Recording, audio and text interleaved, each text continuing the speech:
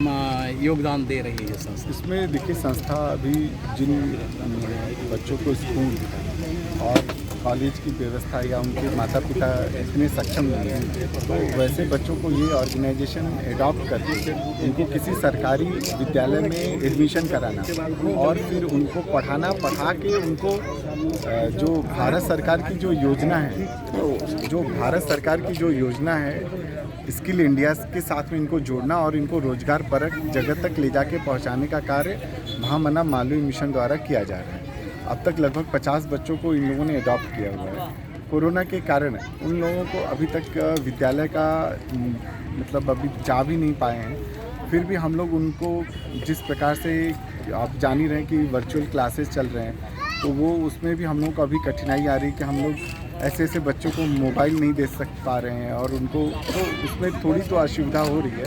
लेकिन भविष्य में जैसे ये सब चीज़ें होगी तो हम लोग तुरंत सुचारू रूप से उसमें मदद करने के लिए आगे आ जाएंगे। अच्छा, उच्च शिक्षा और टेक्निकल डिग्री ये सब के लिए क्या कुछ, जैसे होनहार बच्चे हैं और आर्थिक रूप से कमज़ोर हैं, उनके लिए क्या व्यवस्था? उनके लिए भी अगर हम लोगों के पास कोई प्रस्ताव आता है तो महामना मालवीय मिशन उस पर विचार करता है और वैसे बच्चों को भी कुछ आर्थिक सहायता मिशन अपनी तरफ से करता रहता है। धन्यवाद। सर से पूछना कुछ? भैया सब कुछ कहना चाहते हैं सर? इस संस्था के बारे में क्या कहना चाहते हैं कि क्या गतिविधियाँ चल रही हैं? क्योंकि हम लोग काशी हिंदू विश्वविद्यालय के छात्र रहे और मदन मोहन मालवीय मिशन के तहत हम लोग अभी जुड़े हुए हैं। जो भी हमने शिक्षा दीक्षा ग्रहण की अपने काशी हिंदू विश्वविद्यालय से की और जो मालवीय जी का उद्देश्य है उसके संपूर्ति के लिए पुनः उत्तरोत्तर हम लोग प्रगतिशील रहते हैं, आगे आगे बढ़ते हैं। उनका प्रथम ध्येय था कि समाज का हर वर्ग हर तरह की शिक्षा को ग्रहण करे। चूँकि मैं वहाँ संस्कृत विद्या धर्म विज्ञान संकाय का छात्र था और इस मिशन के तहत मैं जो विद्या ग्रहण किया हूँ वहाँ से उसी विद्या को इस मिशन के तहत समाज में वितरित करना चाहता हूँ। जैसे संस्कृत, तो संस्कृत को हम राष्ट्र के प्रत्येक वर्ग को देना चाहते हैं, अर्थात संस्कृत से उसे हम जोड़ना चाहते हैं। मदन मोहन मालवीय मिशन नवी मुंबई के तहत यहाँ जो भी जिस वर्ग के लोग हैं उन वर्ग में हम उत्तम संस्कृत की विद्या, राष्ट्रोपयोगी संस्कृत के उपदेश उद्देश्य भावना सब हम उनको जो है प्रदान कैसे कर रहे हैं? जैसे आज हम लोगों ने जो यह कार्यक्रम किया कि ये अशिक्षित बालक यहाँ पर बहुत ज़्यादा हैं जो कि शिक्षा के लिए इनका कहीं भी नॉमिनेशन नहीं हो पा रहा है, अच्छी स्कूलों में नहीं जा पा रहा है। अच्छी स्कूलों में अच्छी शिक्षा इनको मिलेगी कि वहाँ संस्कृत रहेगा। लेकिन हम लोगों ने डॉक्टर राकेश सिंह जी के साथ MP सिंह जी के साथ यह प्रोग्राम आज गठित किया है, कार्यक्रम हमने गठित किया कि इन्हें हम हर तरह की शिक्षा इसमें देंगे। एक पार्क में बैठा करके या सार्वजनिक जगह पर बैठा करके यहाँ पर शिक्षा इन लोगों को अपने तरफ से देंगे, अध्यापकों को बुला करके उसमें हम जो है अपने तरफ से संस्कृत मैं पढ़ाऊँगा इन लोगों को। यानी अतिरिक्त कक्षा लेकर के आप जो है यह इस हित में अपने राष्ट्र के हित में जो यानी इनको मुख्य धारा में आप लोग शामिल करने के पिछड़े लिए हुए वर्ग हैं, जो छूट गए जो वर्ग हैं मुख्य धारा से, इनको पुनः हम संस्कृत के माध्यम से मुख्य धारा में राष्ट्र की भक्ति में, राष्ट्र की सेवा में, संस्कृत की सेवा में एक उत्तम नागरिक बनाने के दृष्टिकोण से हम इनको लेकर के आना चाहते हैं। एक प्रश्न और आपसे मैं पूछूंगा कि जैसे कि अभी कई जगह पे हिंदी के साथ साथ उर्दू को भी भारत की दूसरी भाषा बनाई जा रही है, तो क्या आप लोग ये इस बारे में भी मांग कर रहे हैं कि संस्कृत को मुख्य धारा से जोड़ा जाए? जी, वस्तुतः भारत की पहचान संस्कृत और संस्कृति ही है। भारतस्य प्रतिष्ठित्वे संस्कृतम संस्कृतिस्तथा। यदि संस्कृत नहीं है तो संस्कृति यहाँ की पल्लवित नहीं हो पाएगी। इसलिए मेरी मांग नहीं, मेरी आस्था भी है कि भारत यदि सोचे तो संस्कृत के तरफ प्रथमतया सोचे। संस्कृत की मुख्य भाषा यदि हो, भारत की मुख्य भाषा हो, हमारे राष्ट्र की मुख्य भाषा हो, तो निस्संदेह वह संस्कृत ही होनी चाहिए। तभी हमारी संस्कृत रहेगी और हमारे देश की प्रतिष्ठा रहेगी।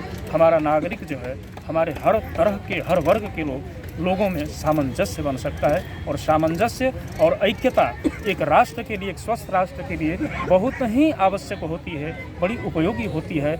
इसलिए राष्ट्रीय एकता करने में संस्कृत का बहुत बड़ा योगदान है। जैसे मैं एक छोटा सा उदाहरण दूंगा कि देवहु शांति कहा गया है हमारे वेद में। संपूर्ण पृथ्वी, आकाश, पृथ्वी शांति कहा गया है। अमेरिका शांति, पाकिस्तान शांति, भारत शांति, चीन शांति, ऐसा नहीं कहा गया है। तो संस्कृत में ही उदार चरिता नाम तो वसुधैव कुटुंबकम का उद्घोष है।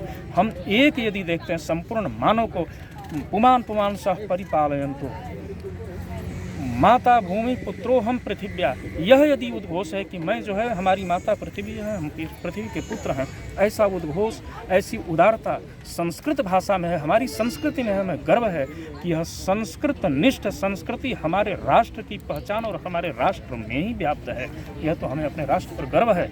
अतः इस राष्ट्र की गर्वीली भाषा, ओजस्वी भाषा, प्रथम भाषा संस्कृत होनी ही चाहिए। एक विषय मैं और बोलूँगा कि जैसे ये लोग बात करते हैं उर्दू का, ये हिंदुस्तान की धरती है। यहाँ सिर्फ हमारी हिंदी भाषा और जो हमारी वो प्रादेशिक भाषा होती है वो ये और संस्कृत तीन ही भाषा रहनी चाहिए। अगर ये ऐसा कोई क्वेश्चन उठाता है तो मैं बात करना चाहता हूँ, क्या अरब में हिंदी चल सकती है? क्या अरब की दूसरी भाषा हिंदी हो सकती है? क्या ये अगर चल सकती है लेकिन हो नहीं सकती है। हाँ, चल भी नहीं सकती। नहीं, चल सकती है भाई, भाषा का उपयोग कर सकते हैं। हाँ, लेकिन उसको राष्ट्रभाषा या उसमें मुख्य धारा में नहीं ला सकते। मैं इस महामना मालवीय मिशन से मैं राष्ट्र में ये सब जो चीज़ें जो हम लोगों के पहले से पुरठियाँ चली आ रही हैं, इसको तुरंत के तुरंत ये बंद करना चाहिए। इसको ये भाषा की भी समाप्ति, जैसे ये पहले हम सुनते आते थे अरबिक चलती थी, फारसिक चलती थी, हमारे जो पूर्वज उसको फारसिक में कोर्ट कचहरी सब बंद हो गया। वैसे ये उर्दू भाषा को भी अभी तुरंत बंद कर देना चाहिए। ये भाषा एकदम अभी किसी भी जगह पे नहीं लिखा, यानी सरकारी में नहीं होना चाहिए, प्राइवेट में कहीं भी, प्राइवेट में भी, प्राइवेट में बोलचाल में कहीं भी नहीं, इसका प्रयोग एकदम कदापि नहीं करना चाहिए। अगर आप भारत में हैं तो ये इमीडिएटली इसको जो ये अल्ली वल्ली है सब बंद करके और इसको इमीडिएटली सब ये जितने हैं सरकार के तंत्र मदरसे चलाए जा रहे हैं, इसमें सारी चीज़ों को सरकार अपनी जो प्रदेश की जो माध्यमिक शिक्षा के तहत इसको कंट्रोल करना चाहिए। जी आप कंट्रोल करना चाहिए, बंद नहीं करना चाहिए। नहीं, कंट्रोल करना चाहिए, किंतु वो वैसे जगह पे अब वो होता ही नहीं है, उसमें राष्ट्रभक्ति की भावना नहीं है। तो ऐसी चीज़ों को आप सिखा के बना के और उस पर पैसा खर्चा करके HRD पैसे देती है इन सब ऐसे चीज़ों के, बाद में वहाँ से रिजल्ट क्या आता है? कौन सा आप डॉक्टर इंजीनियर उस मदरसे से निकाल पाते हैं? मैं पत्रकार जी आपसे ही पूछना चाहता हूँ, आप बताइए ना कितने मदरसे से डॉक्टर इंजीनियर और देश के साइंटिस्ट निकाल रहे हैं? आप वहाँ से देश के लिए जो ये अवांछनीय लोग तैयार होते हैं वो ऐसे जगह से तैयार होते हैं, उनकी मानसिकता बदली जाती है। अच्छे कोमल बच्चों को कम उम्र की अवस्था में वहाँ ले जाया जाता है, उनको दिग्भ्रमित किया जाता है। इसके लिए ये सब इमीडिएटली अब सरकार को संज्ञान में लेके इसको तुरंत बंद करना चाहिए। धन्यवाद। Thank you.